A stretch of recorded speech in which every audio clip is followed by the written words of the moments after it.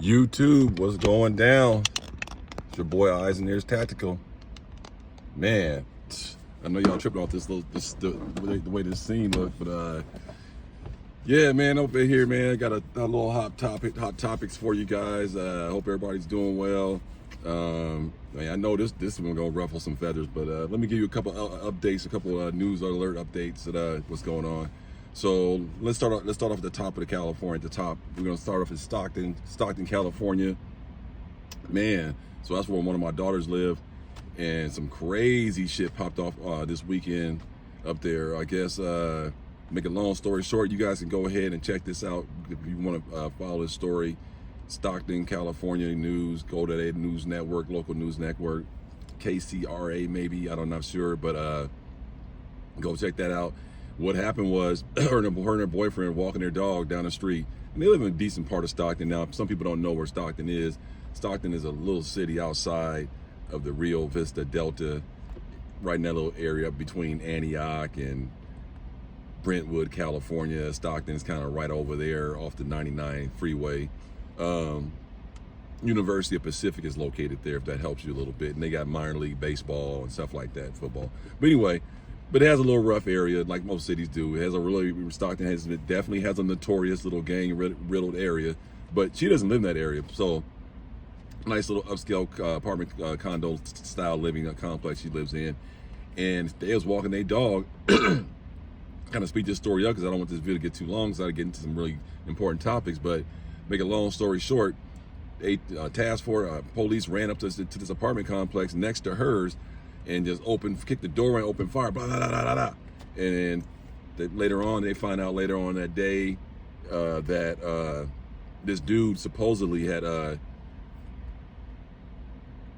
unalived his wife, his two kids, and basically had one of them hostage when they came up in there, and they shot him, killed him. The kids, they were already unalive. And it's a wild story, man, but I didn't get the backstory on it, but that was it. My daughter would text my wife, was telling about the thing, and I'm overhearing and go, oh, damn, that's crazy. Whoa, that's crazy.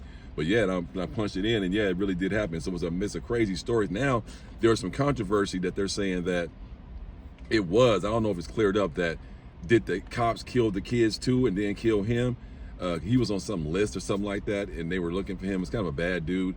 But anyway, I think they just proved that the cops did. They definitely proved that he unalived his wife and his kids. So, but that's crazy, man. So now I was telling y'all a few weeks ago, that according to FBI crime reports, that most people in a violent homicidal attack or murder is by people you know in proximity to your home. So that means it's in your community. Most people don't get unalived by someone coming all the way across the country and then unaliving you in your apartment complex.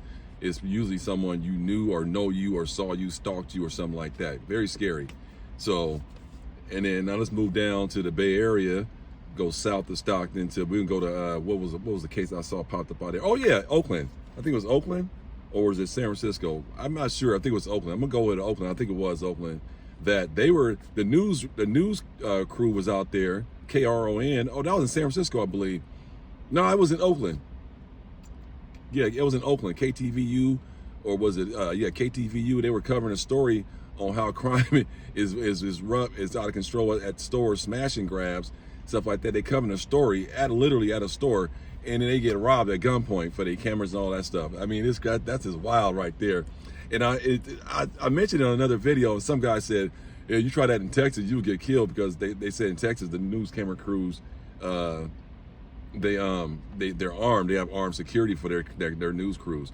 I mean, that's great, but you know, that goes without saying. Shout out to the Alert Zone, because he brought this up alone in one of his videos. Most of these cats are not cold-hearted, cold-blooded killers, walk-down killers. They ain't really steppers. They're ninjas, like the Alert Zone. Shout out to James Walker, because like he's right. Most of these cats are ninjas, meaning that they're gonna sneak up, try to do an ambush attack or something like that. Most of these schemes and crimes being proliferated, they're most of them are cowards. We call it what it is. They're not gonna walk up and try to do you straight up one-on-one, and they're gonna ambush you or take someone that's not armed, that can't defend themselves. So yeah, that you know, that's just the way it goes. Yeah, if somebody's armed, We saw that in the Nashville Shooter. Y'all remember the Nashville Shooter? What was that? Nine months ago? The LGBT, you know, I'm sorry, I ain't gonna offend no one, but the L plus community member who went to the Christian school and shot at the school, and then that cop, that police officer, that sheriff who went in there and deleted that individual. That person should be given all the training on how to respond to an active shooter at a school. I don't know if y'all remember that case. That was the Nashville shooting, and in the person in the shooter's manifesto, supposedly she or it whatever said that she was gonna go by another school, but they had a security guard there, so she kept going. So she picked that school because you see on the video she drives in the parking lot and literally parks the car and then walks out and goes up and unalives all those kids. But then the responding sheriffs, man, that dude just ran right in there and took out. That was awesome right there. So anyway, my point is that they're always gonna go for soft targets. They know none of those cowards are gonna go where there's a lot of resistance. Okay, so now moving on down to LA. What popped off in LA recently? Man, this is crazy. This is a guy I work with. He said that his sister and her boyfriend were in LA. I think somewhere around Ventura somewhere.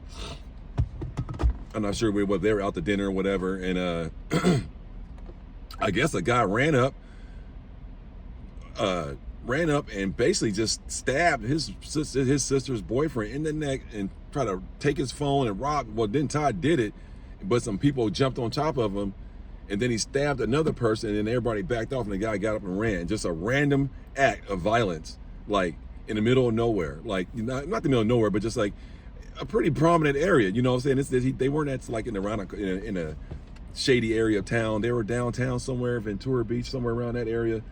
Venice Beach, Venice Beach, somewhere down that area, Santa Monica area. So, and I think those kind of people, that sounds like a person that was whacked out on drugs. Like seriously, like, you know, you're just gonna rub and stab somebody in the neck, man. Come on, dog, what's going on? So, random acts of violence, man. Random acts of violence. What else I just found out? Recently, a buddy of mine does high-profile security for a slew of nightclubs in the West Hollywood area, Viper Room, all that kind of stuff.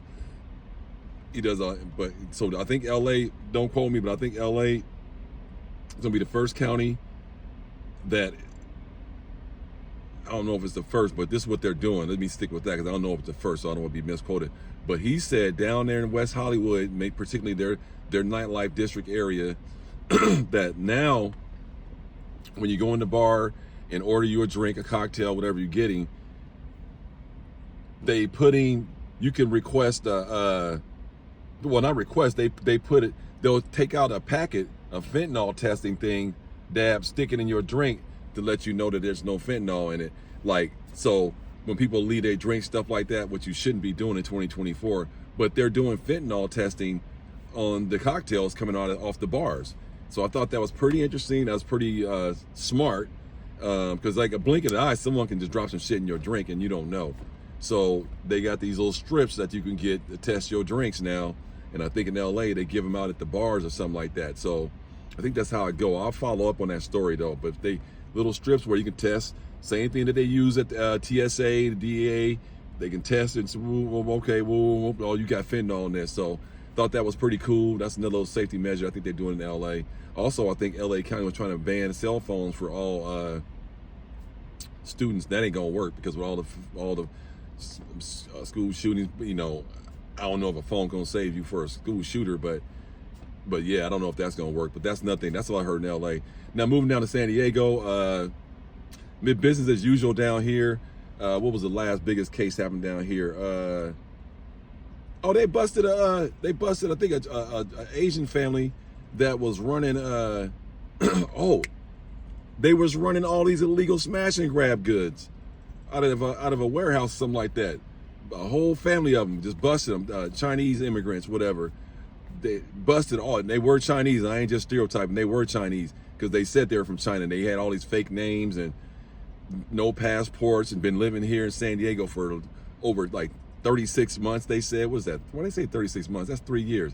33 years, running all when they busted them, they had all this merchandise from like stores. So I was telling y'all about that. That's what they do. And then they put hits out and they create these little smash and grab teams and go get the stuff and they bring it back. So the smash and grabbers, all they gotta do is just grab as much as they can of whatever the product they want, take it to a location, get paid out. So it's easy criminal activity. So, and you know, that's always gonna be something around border town. Every border city is gonna have drama like that. You know, El Paso all the way through the Gulf Coast, all the way Florida, any bordering, you got a bordering country, nation right next to you, you know, open water, you're gonna have a lot of stuff going down. So man, that's what's going on with that. But this video, man, I know it's gonna be a little long, but this video, y'all saw the thumbnail, man, because now most people are not gonna agree with this, and I don't really care. YouTube, I'm in a safe control environment, so if you see a firearm, you know, it will be clear, nobody around me. But this is a topic that I think a lot of people don't touch. And, you know, you got people got big platforms and content creators, they don't really want to touch a lot of issues that are political. But unfortunately, man, firearms are political, whether people like it or not. And it's always going to be political. It's always going to be racialized. If it ain't political, why is it the first thing that comes up on the ballot or comes up in the presidential election? I'll wait for someone to answer that, to explain to me if it's not political. If firearms are not political, I repeat that. If firearms are not political or have no political aspects or meanings to it, why does it always come up every election or when something, stand by for 1 second. This is gonna be a raw one. Hello? Hello? Hello? Stand by for a second. All right, I'm back. Sorry about that. I had to take a call. But yeah, like I was saying, if firearms are not political, why does it come up in every election? Why do senators and governors and state legislators use firearms as a leverage point to get their message across when anytime a firearm is used in any kind of heinous crime? So it's definitely part of it, man, you know, so let's stop playing games with that. So the topic that I wanted to bring up was like, do felons deserve the right to get their Second Amendment rights restored? And you know, the quick, easy answer would be hell no. If you're a felon, you shouldn't be able to have the right to own a firearm. You fucked up, you did that, That's the easy answer. I mean, that makes sense. You're a felon. You went to jail, prison for a felony. You served state penitentiary time. You did a heinous act. Man, you don't deserve to own no gun no more. Right. You don't deserve to vote. You don't deserve to do nothing. You don't deserve to work, eat, anything. That's ridiculous. That's ridiculous. How the hell you gonna have a statute with laws in place saying that if you do this crime, you do this time, you get out, you're a free man, you can reinsert yourself back into society. Not only that, federal government spends a whole bunch of money on reentry programs. Okay, so that tells you that they believe in allowing you to do your time, and then they get out and try to come out and be a productive citizen. Now, I'm not gonna sit here in front. I'm the youngest of 7 children in my family. You know, I had 5 brothers and 1 sister, right? And a couple of my brothers went the wrong path. So my family has a little experience with the correctional facilities in the Illinois state, you know, Menard Penitentiary up there in Missouri and Stateville and Illinois. And my brothers didn't spend a whole bunch of time in Cook County jails and stuff like that. I got nephews and stuff. I got a nephew right now on his like 25th year up in Stateville. You know, he wanted to be a rocket scientist on his 18th birthday and go do a drive-by on some dude's house that was fucking with some girl. It's always girls and drugs and money, all this stuff. Shot the house up, and there were all kind of stuff in the state of Illinois, firing a gun out of a car, automatic, boom, boom, boom, and that motherfucker's still up in there. So my point is, if they got all these reentry programs, and they got all these programs and things that get people back into the system and be a productive citizen, why can't they own a gun again? It's a really good question, you know. So now, I would think for this to be realistic, I know for a fact you can restore your firearm rights in America. I know people who have done it. You can go to 2A Bangers and Bullets, his YouTube channel, Big Mike out of the state of Washington. He had his firearm rights restored. There's another YouTuber I know that has their rights restored. I don't know the parameters. Each state's gonna probably be a little different. I think your crime is definitely going to play a role. I'm sure if it's a super heinous crime, probably involving a firearm, you probably won't get your rights restored. Like, for example, I think if you were prosecuted or arrested as a gang member or something like that, I think it's going to be a lower chance of you getting your rights restored. I don't know fact on this. The reason why I say that, because they're going to probably, that's more of a RICO act, like more of a, you're more of a, you know, you're involved with a criminal entity with multiple people, and your objective is to inflict criminal activity. So when you're a gang member, it might be a little harder. I don't know. Someone speak on that. Someone watching this video, if you're an ex-gang member or you're a non-active gang member and you went to prison on a gun charge or whatever, if you got your rights back, please drop it and drop comments. This is not my specialty, because I never spent a day in a county jail or prison. Don't plan on even doing overtime. I had brothers tell me it's the worst place to be as a human. Humans that shouldn't even be in prison, so I stayed away from that shit. But my point is, do certain felons deserve to have their rights restored? Yes, they do.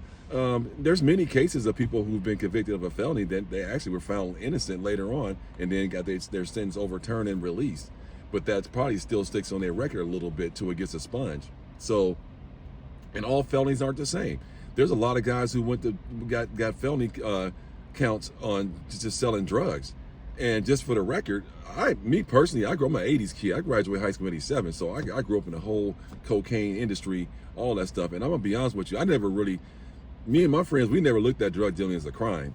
I'm sorry, and I still don't look at drug dealing as a crime. Because my whole thing is this. I remember an OG told us a long time ago at the park, he said, man, he said, people don't sell drugs. He said, man, y'all youngsters got it twisted. Drugs sell itself. And I ain't even trip off that till I got a little earlier. I'm like, man, this dude is right. You can't make nobody buy crack. You can't make nobody buy marijuana. You can't make nobody buy Oxycontin. You can't make nobody buy Xanax. You can't make nobody buy opioids, heroin, LSD, methamphetamine, acid. You can't make nobody do none of this shit. Come on, man. That shit sells itself. Either you want it or you don't want it. So I never looked at that as criminal activity. I never looked at pimping and prostitution as criminal activity. How you gonna tell somebody? This is what's crazy. Women's rights say they can do what they want with their body. So how the hell, again, here comes the dumb man again. How is a man gonna come in and tell a woman that she can't sell her body? And we know there's a lot of men that sell their body, and you don't hear no uproar of male prostitutes. Like, y'all, stop that. That's illegal. You can't sell your body as a dude. Man, get the hell out of here. There's a whole bunch of fucking funny dudes out there selling their body just as much as women are selling their body. So if somebody wants to broker the deal, I don't see the criminal activity. If you can't tell a woman to have an abortion, you can't tell a woman how to dress, how to wear her hair, all that kind of stuff, then you shouldn't be able to tell her if she wants to sell her body. I don't get that whole prostitution is illegal. I don't get it. Do what the hell you want. It's your body. Now you get to children, all that stuff, doing all that, brokering deals for children to be into all that. Now I draw a line. But once those kids get 18, if they want to sell their body, they want to smoke drugs and do all that kind of stuff, go for it. I think it makes a freer, more stable society, to be honest with you, if we stop telling people what to do with their life and their body. Because it's just a natural instinct for people to want to do something that you say you can't do. So now let me get back on topic before I get off topic. Now, back to the topic, should felons be able to get their firearm rights restored? Absolutely, man. It depends on what cases. Now, again, you probably ain't gonna get your stuff restored if you use a firearm to delete your ex-girlfriend, unalive her, and then you went to jail and did 16 years and you got out. No, bro, I don't think you should have your gun back. Nope. No. I'll give you another example. If your stupid ass ran up in a grocery store, unalive 13, 14 people, well, you probably don't get out anyway. That's not a good example. Let's see if you was just a notorious felon, always robbing people with firearms, strong arm robbing people, did multiple cases. Then your last case, you got caught with a pistol and you had to do 10, which now this is your 27th year in a correctional facility over your period of life, and you only been alive at 47 years. So meaning you went in at 17 doing criminal activity for almost 20 more plus years. Now you 37 and you got 5-6 gun charges, strong arm robberies. Now you get out on your last bid and now you want to get your gun back. No, buddy, you don't get your gun back. You don't get your gun back. Anything dealing with domestic violence, using a firearm, strong arming, putting a gun in your spouse's mouth and threatening her, and they arrest you and they find out this and testimony is true and you plead out. No, man, you ain't getting your gun back. So anytime you did something like that with your firearm, I'm opposed of you being armed. Particularly strong arm robberies. You just can't get it back. Now, with the gang activity, it's a little weird because if you was a non-affiliate and you were protecting your family from gang, trying to take over your little brother, you would say you caught a case because, a gang was trying to take your little brother into the gang world, and you said, leave my brother alone. They came in, tried to shoot him. Now but you still had to go to jail because you shot this cat, whatever, and you got out. No, if your case wasn't where you was the aggressor and you had to use a firearm, but you still had to do some time for something, no, you should be able to get your gun back. No, because there's guys in the military that lose their gun rights too if they do something while in active duty, and they can't own a gun either. So sometimes you just can't get your gun back. But based on certain severities of your felonies, I believe that most of the felonies are frivolous for the most part. Drug trafficking, this and that, violation of parole, all that kind of stuff. Man, that ain't got nothing to do with a firearm. So why should they be denied their rights to have a firearm? Because if they went to jail on all these other charges and there was never a firearm involved, then it shows me that they are not likely to use a firearm to do a heinous crime. You just got to watch out for the cats that have shown, track record have shown that they will use a firearm in a heinous crime. Another example of how I would let someone have a firearm if they unalive someone with a firearm. Let's say there's a situation where a child, some siblings are in an abusive relationship, abusive household, a destructive household, and the creepy stepmom is, SAing one of the little boys, and then the older daughter, she can't stand it. She's been fighting her stepmom off her little brother because she's been SAing her for all these years, and then one day she comes in and finds her mom SAing her little brother, and she pulls out a pistol and blasts her, but she still has to go to jail because, she unalived someone. But then she gets out 15 years later. Should she be able to get her firearms rights back? Absolutely. She used a firearm to defend her little brother in a very brutal situation.